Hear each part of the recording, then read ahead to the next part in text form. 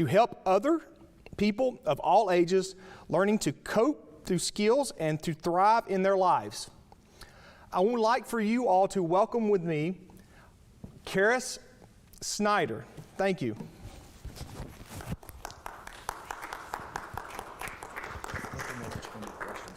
Okay. Thank you guys so much for having me virtually and for joining me live as well. I'm excited to be here. I can tell you guys, as a speaker and a communicator, when all of that went away for the first several months of 2020, I realized that I took those things for granted. So to be in front of you all, to see faces, to even be here with you virtually, how it's challenged me and allowed me to grow, I'm just grateful for the opportunity. So I just want to thank you for that. We will be doing questions at the end, so if you're watching us virtually and you want to put your question in, you can go ahead and do that. Or if you have questions here as well, face to face, I would love to answer those questions.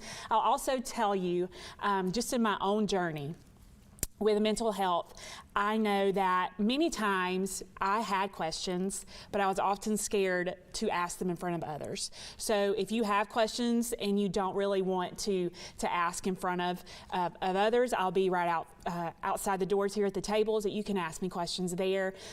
Or if you want to reach out and find me on social media, I would love to chat with you there, because I think it's very important. And the message that, as I was praying and preparing to share with you all today, is 4 words. And those 4 words are, you are not alone. You are not alone. And as that message continued to just go over and over in my head, as a parent, as a professional, and many of you watching today, you are students, you're professors, you are your parents as well. You may feel as though you are alone. You may feel that you are the only one dealing with anxiety, dealing with the questions that you have in your mind with everything that is happening with 2020. I mean, if you don't have questions about what is happening with 2020, I need to talk to you, because maybe you can give me some direction. But I did want to share just a little bit about myself with you all. It's so funny, even as I was talking with John, how we have connections. He knows my older brother. I've known Christy with Campus Ministries my whole life. I feel like I've known her. I grew up going to church with her, and many of you who work here at Wallace State, I know you. I have connections with you through our children, or just as I've gotten to know you through different avenues. But I am not originally from Coleman. I am from a small town called Corner, Alabama. If you know about Corner, you can type in the chat box there. Maybe some of you guys know about Corner. If you know Green Top, does anybody know Green Top? Yes. All right, there we go. I knew we could relate on the barbecue right there. My parents live less than a mile from Green Top, so whenever I go home, I always love to get some good Green Top. Can never go wrong with barbecue in the South. But I grew up in Corner. I got a child development degree from the University of Alabama. And then my husband and I, we met through college, through those avenues. He was actually in a Christian boy band, which if you want to know about that later, you can ask me about that later.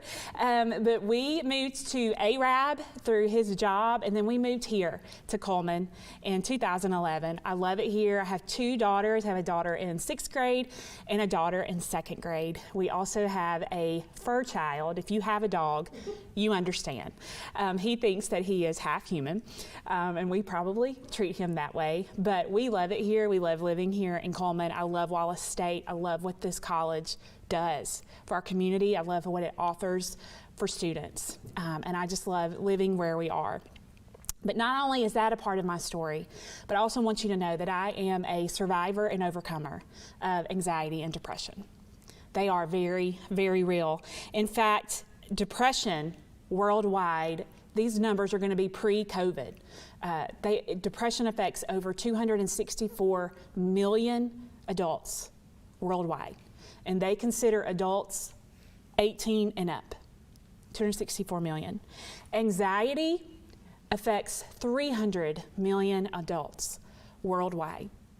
And again, these numbers are all pre-COVID, and now you can go back through their gathering numbers, their gathering research, even the help hotlines, the suicide lines. Those calls have gone up drastically, almost 300%. These are real issues affecting real people and they make you feel as though you are alone, but you are not alone. With anxiety, it's typically a generalized anxiety disorder. You feel anxious most days. You struggle to remember. Maybe you can't remember the last time you were relaxed. I don't know when the last time was that I was a relaxed person, but when that anxiety is taking over in you, that's what you feel oftentimes. For it to be a disorder, it generally goes about 5 to 6 months or longer. So how long have we been in our pandemic? We've been there for about 6 months. So if you are feeling these things, you are not alone. Anxiety disorders are actually the most common mental illness in the United States. 40 million adults in the United States. 1 out of every 5 have dealt with some form of anxiety or will deal with some form of anxiety. And anxiety is not a new thing. This has been around since the beginning of time. Robert Burton, he wrote this description in The Anatomy of Melancholy in the year of 1621, and he was referring to a patient of Hippocrates. And if you have dealt with anxiety or an anxiety attack in any way, you're going to understand what he says. Even though this language is a little bit different than what we may say now, you'll still understand this verbiage. He says, "He dare not come into company for fear he should be misused, disgraced, overshoot himself in gestures or speeches, or be sick. He thinks every man observeth him." And I think about that song, I always feel like somebody's watching me. If you deal with anxiety, you feel like people are watching you. You're always on edge. You may feel sick. You may feel nauseous. So again, back in the 1600s, they were describing exactly what many of us have dealt with. So now let's take this and let's look at college. You may be watching this today. We have some students sitting here with us today. So let's look at this from your perspective, because your perspective may be different than mine as an adult that's a parent right now and in the workforce. According to research, this is according to the American College Health Association. In the fall of 2018, 63% of students, 63% felt overwhelming anxiety. That's over half of college students felt overwhelming anxiety. And only 23% of them reported to go and get help, to go and talk to someone to deal with what they were going through. The sharpest increase of anxiety that college students will typically see is in that transition year, that first year as you move from high school to college. Because it's completely different. It's different than what you've been around. It's different than what you've known your whole life. So if you are a student watching this, anxiety and depression are very real. It's very real. And you are not alone. So very quickly, I want to tell you a story. I want to tell you a story about a little girl who was born in Tupelo, Mississippi. If you are a music fan, you may know that Elvis Presley was also born in Tupelo, Mississippi. If you're ever in a trivia game, that may be a good one for you to know. But this little girl was born in Tupelo, Mississippi, and she was born with a mild form of cerebral palsy in her left side. And what this did to the left side of her body is it made her muscles very weak. Her foot was turned inward, and she walked with a limp.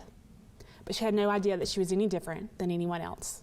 Her parents never treated her any differently. Her brothers never treated her any differently. Her friends never treated her any differently. And then one day, all of that changed. And when this little girl went into her first grade class, a friend of hers who actually grew up in her same neighborhood, he played baseball with her brother and even went to church with her. He gathered their first grade class around her, and he looked at her and he said, "Why do you walk like that? Why do you hold your arm up like that? You look like a bunny rabbit." And he began to hop around her like a bunny rabbit with both arms up, making fun of her. And that entire first grade class was laughing at her. And she joined in with the laughter to hide the tears.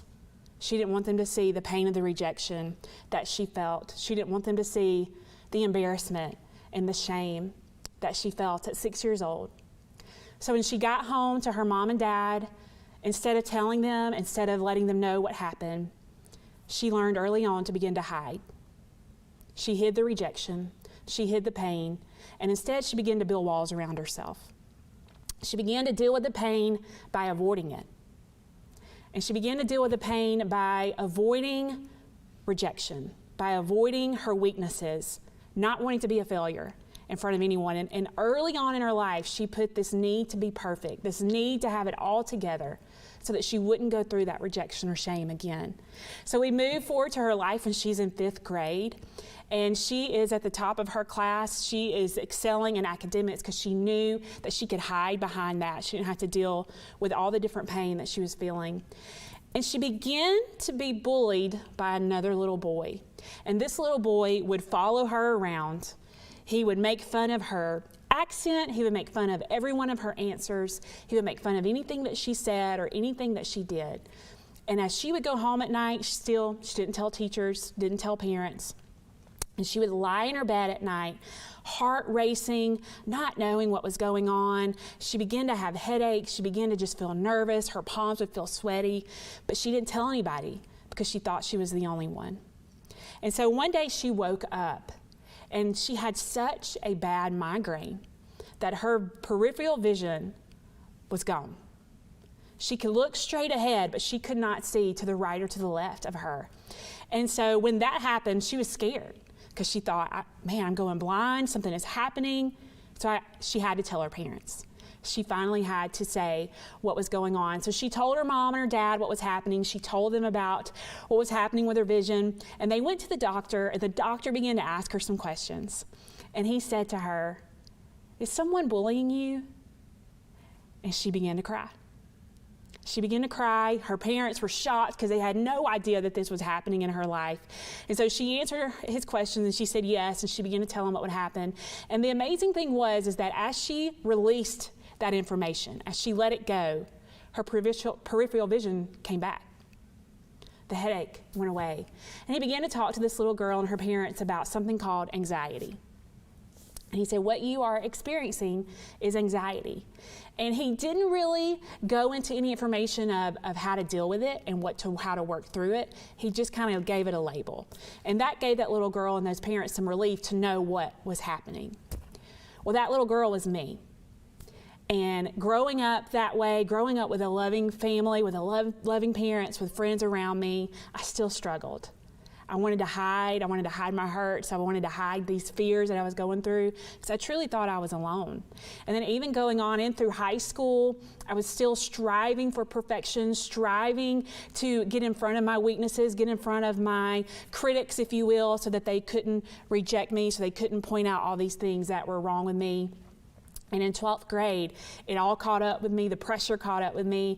And as I was riding to school with my twin brother, he was driving. He said I was not a good driver. I don't know what that was about. He hit a bump in the road, and I had orange juice. I was drinking orange juice that morning. And you guys know, when you're in high school, you care about your outfit, right? You work hard. When you get to college, you don't care about your outfits. You get up and you roll out of the bed in your pajamas, especially right now. I mean, if you're doing your Zoom calls, you're doing your videos, but in high school you care. So I worked hard on that outfit, and so when that orange juice went everywhere, I just, as we say in the South, had a complete come apart. And we got to the school, and he went on into class, and I went home. And it all just overtook me. The anxiety overtook me, the emotion overtook me, and I isolated myself away. My older brother came in, and he actually came after school, and he drove me around, and he talked to me, and he made me share what was going on in my life and in my heart, because he wanted me to know, you're not alone. And I will continue to say that because someone who is watching, you need to know you are not alone. And then on into college, in that freshman year, you're scared, it's new, it's uncertain, it's changing, you're around people that you've never been around before. In that first semester of college, dealing with professors, some of them wanted their class to be hard. They wanted it to be difficult for you. And going from being one who tutors other students to pass classes to needing a tutor to pass classes, that was difficult on me in college. Still didn't share, didn't tell all these things because honestly, throughout my life, from about high school, college, and into my adult years, I did not think anxiety or depression were real.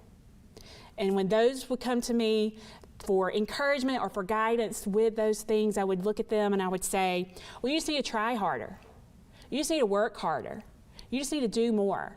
My favorite would often be, well, you just need to suck it up, Buttercup. No compassion. No heart. But then as an adult, I began to realize just how real anxiety was. And in 2011, I began to suffer severe anxiety attacks. And maybe you're dealing with some of these symptoms right now. It would be things like a pounding heart. My heart would feel like it was beating out of my chest. It felt like elephants were sitting on my chest, and as hard as I pushed, I just could not get that weight off of me. I would feel like I was sweating all the time. I felt like I was trembling all the time. Shortness of breath. I could never get good breath. Nausea is also associated with anxiety. You're dizzy. You have headaches. You feel numb. You feel tired. You feel like you can't sleep. All of these things were happening, but I never thought anxiety was real, so I ignored all of these things. I was trying to numb the pain as well. I would isolate myself. Maybe you find yourself in isolation. College is a great time of your life. It's fun, but college students oftentimes are very lonely. They're away from their family, they're away from their friends, and now in this time that we are in, where social activities are pulled back, or the rules are changed a little bit, it's hard to navigate your way. And isolation is a friend of anxiety, and isolation can bring depression with it. And with depression, you feel worthless, hopeless, useless, and purposeless. And that's where I found myself in the rock bottom moment with anxiety and depression, heaping its shame upon me, heaping those emotions upon me, taking me captive, not allowing me to live my life the way that I wanted to live it, feeling as though I was not needed here on this earth and that everyone would be better off without me. And in that rock bottom moment, I was presented with two options. You can look up or you can give up. And I thank God every day that He helped me to look up. In Psalms chapter 40, verse 1, 2 and 3, it says, I waited patiently for the Lord, and He inclined to me, and He heard my cry, and He lifted me out of the slimy pit, out of the mud and the mire, and He set my feet on a rock and gave me a firm place to stand. He put a new song in my mouth, a hymn of praise to our God. Many will see and fear and put their trust in the Lord. God inclined to me, and He leaned down into me, into that pit, and He pulled me out. And you may be in that pit today, and you may be saying, do I look up or do I give up? And I want to encourage you to look up. Look up, because you are not alone. And you're here on this earth for a reason, and for such a time as this. It baffles my mind to think that God chose us to be alive right now. He chose you, and He chose me. And He has a hope, and He has a plan for you. So what were some things that helped me through that? Because you see, maybe you're trying to figure out, how do I get through this? And you can get through it. There is that hope today. Some things that helped me were a counselor.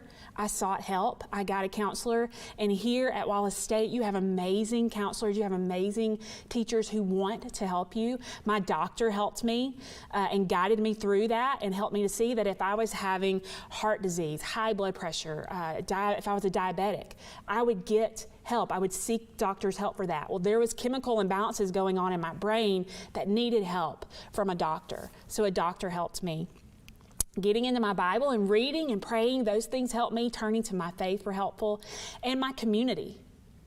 Having my tribe, my friends around me, whether it's 2 or 3 good friends, or maybe you have lots of good friends, letting them into my life, letting them into those struggles to know what was going on in my life was powerful, because this is what I found.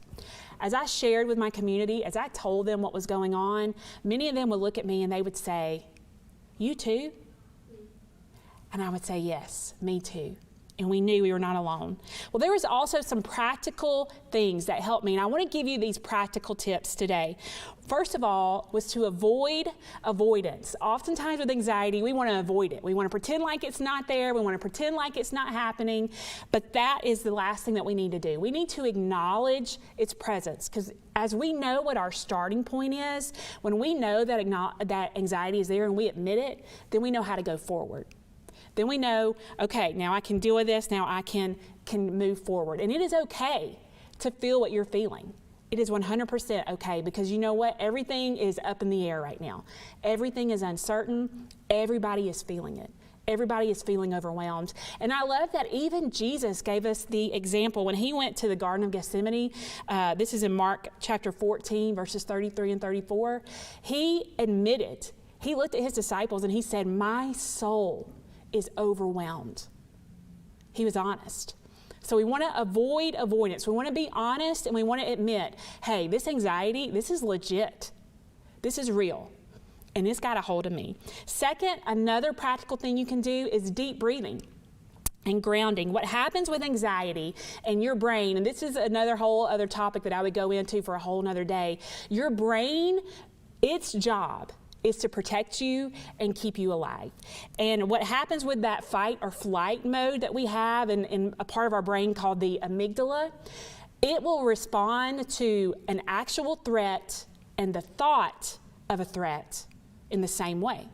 So if you're in a dangerous situation, your brain is going to do fight or flight, right? If there's a car running at you and about to hit you, that fight or flight mode kicks in and it gets you out of the way. Well, the thought of a threat, the thought of a car coming at you, the thought of an elevator falling, right, uncontrollably, just that thought, your brain kicks in the same way, sends the same chemicals, the same reaction, because it wants to protect you. But when it's anxiety and that kicks in at not the right time, or it kicks in and it stays on, that switch does not turn off. And it begins to keep you from being able to live your daily life, those daily activities. That's when it becomes a problem. So when you take those deep breaths, it moves you out of that emotional part of your brain into the thinking part of your brain, where you can think calmly, you can think rationally, and then you're back in control. Those emotions are not back in control, but you're back in control, and you know, I'm safe and I'm okay.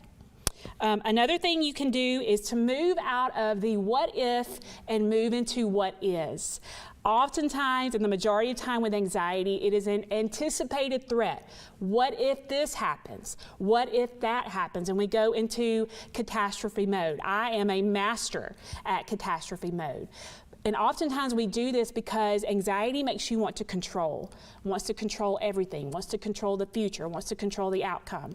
And in reality, you can't control everything. You're not supposed to be in control of everything. So if we move out of that what if and move into what is, well, what is some things you can control? Decide that in your schedule, in your routine. You can control your routine. You can control what you're doing every day. So you want to find those things that you can control. And then even control your thoughts and think on things that are good. Think on things that are true, that are excellent. Choose to shift in that way. So move from what if to what is. Another great one is to have an attitude of gratitude. Gratitude is a natural anxiety blocker. When you are purposefully thinking about what am I thankful for, your brain cannot think about anxiety and gratitude at the same time. So when you feel that anxiety begin to try to take over, start to think about what am I thankful for?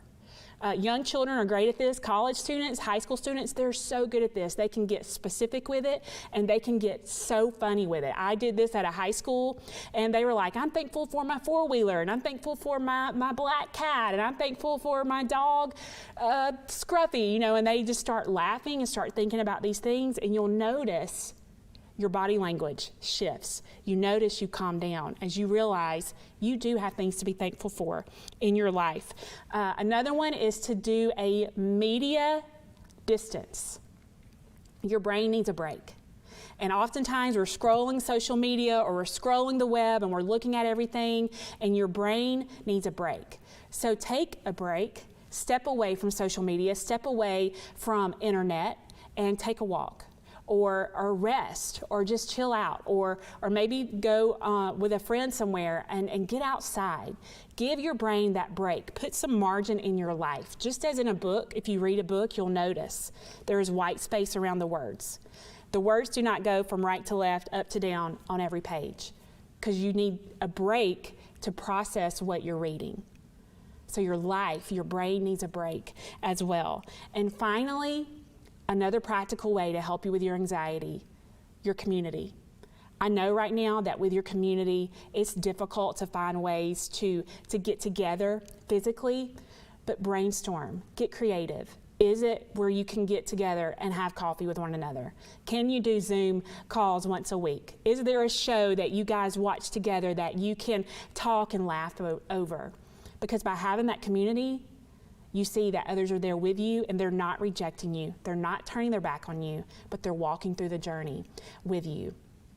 I saw this video clip on the internet not too long ago, and there was a young little girl. She was 2 years old. She had her ballet. It was her big ballet concert, her recital, and they had practiced and they got up on that stage, and when they got up there, it was overwhelming.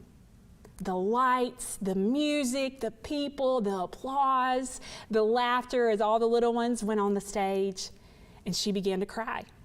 She was not having it. If you've been around 2-year-olds and they're starting to have a fit, you can forget it. You can hang it up. It's not going to work. The teacher was trying so hard to help her to just do the motions, to go through it, and she was not having it. Well, all of a sudden, you see this big, muscular man walk on the stage, and it was her father. And he didn't rescue her from the situation. He didn't swoop her up and take her off the stage. With a baby in his hand, he took her hand and he began to go through the motions of the dance with her. He did the dance with her. And you began to see this little girl, as she was crying and screaming, look up at her daddy, and she stopped. And she began to do the motions that he was doing. And then you began to see her become more confident. You began to see her know the dance and do the motions and even try to show her dad the right way to do the motions. And he was laughing with her, and she kept going through the dance, and they finished the dance. And this is how I see God with us right now in this pandemic. I want him to just swoop it all away and say, okay, let's be done with it. But instead, he has taken us by the hand.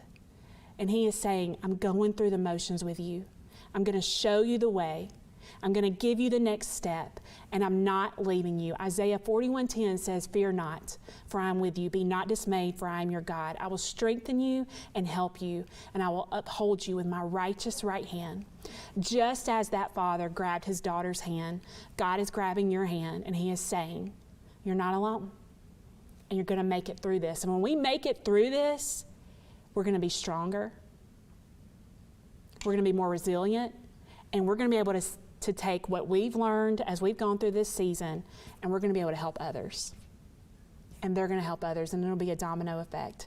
So I hope that this was helpful for you today to learn about kind of what anxiety is, maybe hear about some symptoms of what it sounds like, and to hear some practical ways to deal with the anxiety, to move forward, and to know you're not alone. So thank you guys for allowing me to be here. And like I said, if there are any questions, I'll be happy to take this time to answer them.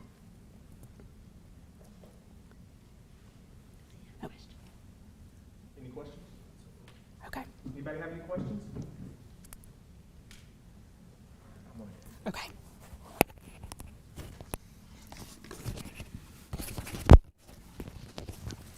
All right, thank you so much, Caris. That was awesome to hear a topic that so many individuals experience. And so thank you all for watching live.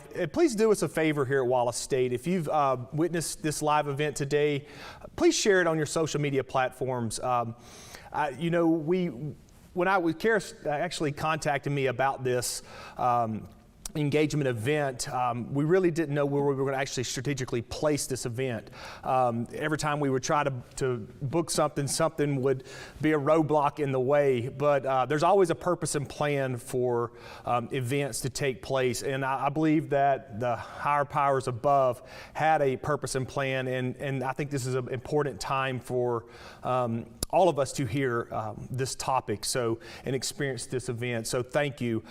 Before we close out, if you do have any questions, please post those in the chat box, or if any of you all here watching today live have any questions, please raise your hand. Be more than happy to have Caris come back up But I'd like to thank our Wallace State Community College communications team. We have several members here today. Miss Gail, thank you. Russell Moore was actually in the building. He's just now stepped out. And then Jesse Cobb, he's the brains behind this machine here today, putting all this out on our social media pages and doing this live stream. So thank you, Jesse, for all your hard work. A lot of these individuals, you see their work, but you really don't get to see the face or the name behind the work. So we really do appreciate. I appreciate you because I ask a lot out of you. I know at my two areas here with recruiting and student engagement. And then lastly, every student engagement event we have here at Wallace, we always try to incorporate a student organization. And I believe one of our strongest organizations here on campus is our campus ministries. We have a great leader in that group of young men and women here to represent Wallace State, and that's Miss Christy Hicks. So I would like for Miss Christy Hicks to come up and just show her face and kind of give you guys some information on our campus ministries as we close out. Once again, I'm John Stevenson, Coordinator of Recruiting and Student Engagement, and we really do appreciate you here. We want to invite you to come on campus for a campus tour if you're a prospective student, or if you're alumni, please get tied into our alumni relations with Suzanne Harbin. And then if you're just overall supporter of Wallace State, just please share this event. We have more to come, as I stated in the beginning of this program. We have a lot more to come on this kind of platform as we're experiencing these social distance guidelines. So anyway, without further ado, Ms. Christy Hicks to close us out. 2 questions. Oh, we have 2 questions? Okay, Caris.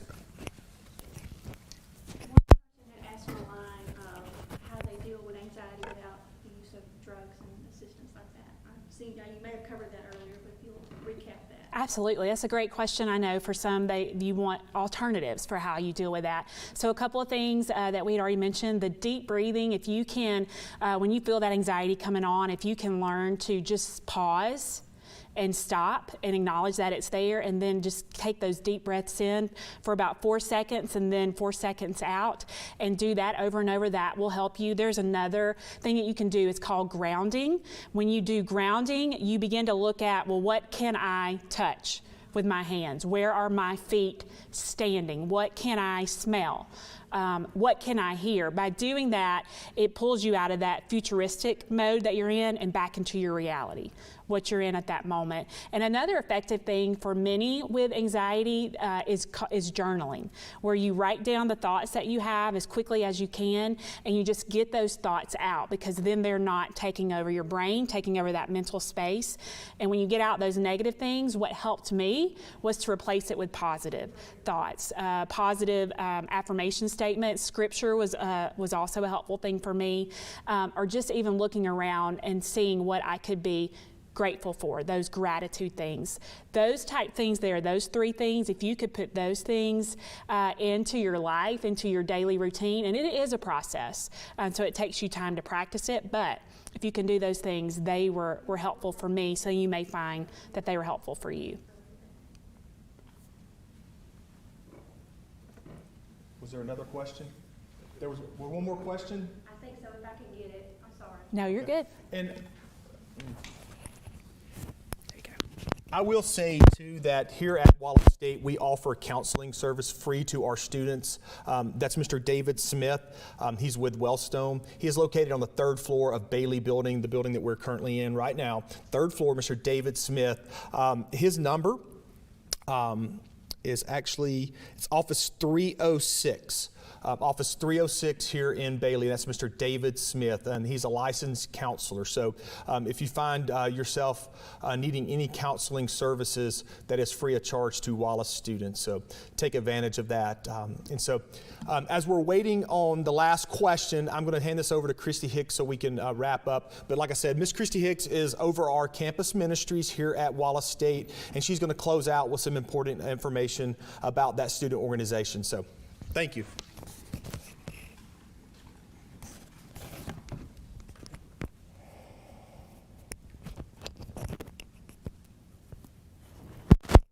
Thank you, Caris, for sharing today. I believe I have known you all your life, pretty much. I'm so glad to be with you here today. I'm Christy, as John already said, Christy Hicks with Campus Ministries. Been here 19 years doing campus ministries. Obviously, I love Wallace State. I love our staff. I love our students. And just as Caris shared today, you are not alone. There are plenty here at Wallace State that will walk alongside of you. And if you feel like you need a group to connect with, Campus Ministries is your group. We have a group of students who are so welcoming. Any new student, they bring right on in, make part of the group, and they're there to encourage you. And I think these friendships that you make in college are ones that will last a lifetime. I'm still in touch with students that I was friends with when I was in college and part of a Campus Ministries group. So if you're looking for a group to be part of where you can feel encouraged, you may think, I just don't know if I fit in. You'll fit in, believe me. We have a very diverse group of students, and they love each other, and they work together for a common purpose. And I'm very thankful for all of them who are sitting here and who had to go to class. I'll tell you this, on Thursdays this semester, we're a little slow this semester because of gatherings with students, but we do have a small group that we're offering on Thursdays at 1:30. It will progress through the entire semester, and you are welcome to join us every Thursday at 1:30, and we're studying apologetics. You may say, what in the world's apologetics? What is that big word? Is it an apology? It's learning how to stand for your faith, defend your faith. So if you'd like to join us, connect with me. My phone number, I'll give you my cell because that's the best way to get with me, is my Campus Ministries number. It's 256-338-4468. That's 256-338-4468. And if you want to connect later through social media with Caris, you can still get in touch with me, and I'll put you in touch with Caris if you have further questions. Thank you very much. Thank you, John. Thank you, Jesse. Thank you, Caris. We've got one more question, so I'll turn it over to her.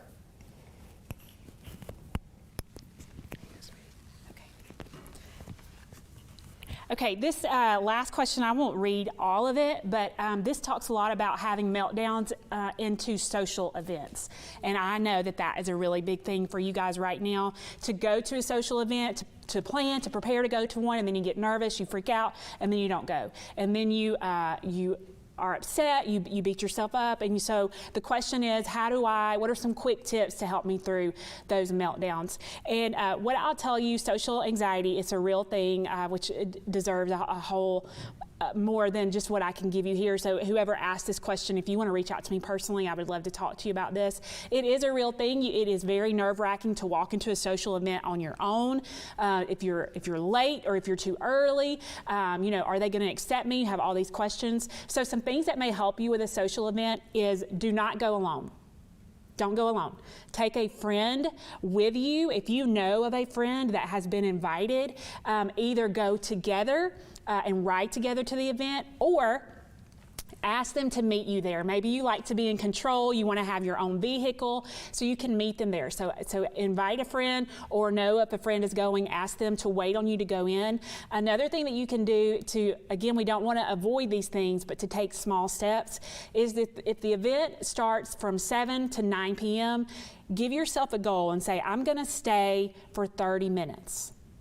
And if you stay for 30 minutes and you're still good, then say, okay, I'm going to stay another 15 minutes. So just take it in small doses. Don't feel like you have to stay the whole time. And then if there are lots of social events that are happening, that are going on, you're not going to be able to make all of them. So don't put that pressure on yourself. No is a complete sentence. It is. It's a complete sentence. So just pick a couple of social events that you want to go to and start small. And so some of those things, those are quick tips just to help you. That'll help you go through that. Yes? Someone asked, how do you help someone else who has anxiety and depression? What would you recommend? That is a great question. The question was, how do you help someone else who is dealing with anxiety and depression? First, I would like to tell you thank you for being concerned about friends or family members. And then next, I would like to tell you is to take the pressure off of yourself to fix them, because you can't fix them. And they don't want you to fix them, but what they want to know is that you accept them where they're at, that you're going to be their friend, that you're going to love them even though they're going through a hard time. So even if you don't have all the answers, you're not supposed to. And they're okay with you not having all the answers. And even if you look at them and say, I don't understand what you're going through, but I'm here for you, that is a powerful statement. So just by letting them know that you are there for them, that will be very helppful for them. And if you ever get a check in your spirit and you're like, man, I wonder how so-and-so's doing, reach out and ask and say, hey, I had you on my mind today, just wanted to see how you were doing. If they know that you're there for them and they know that you're gonna be there for them once they get through what they're going through, that is huge, because anxiety oftentimes makes you feel like no one's going to be there. It makes you feel like you're alone. So just by letting them know you're there, even though you don't have all the answers, that gives them comfort. So I would just encourage you to just walk through it with them, be there for them, take the pressure off of yourself to fix it. And I would even say to you, encourage them. I know John has mentioned this. I mentioned this a little bit in my own story. Encourage them to go to a counselor. Counseling was life-saving for me, and even if you say to them, I'll go with you, that'll give them the courage to go. It just helps to talk to someone and to get all those things out and to know that in that counseling session, there is zero judgment. It is a safe place and a confidential place to share. That is huge as well. So if you give that encouragement, that may help them to walk through that part of their journey. So thank you for that question. Any others? That was a great question. And like I said, if you continue to have questions, you can find me on social media at Caris Snider. It's very easy. I would love to stay in contact with you guys. Again, it just helps to know that somebody has been through what you've been through, but they got on the other side. And so when you can talk to them through that, talk to them through those issues, it's just helpful. So I always want to let students know, adults know, reach out. Ask. Don't be afraid to ask, and just know that I'm happy to continue to walk through this journey with you. Good. All right. Thank you guys so much for allowing me again to be here today and to be a part of this event. And I hope everybody has a fabulous rest of your day.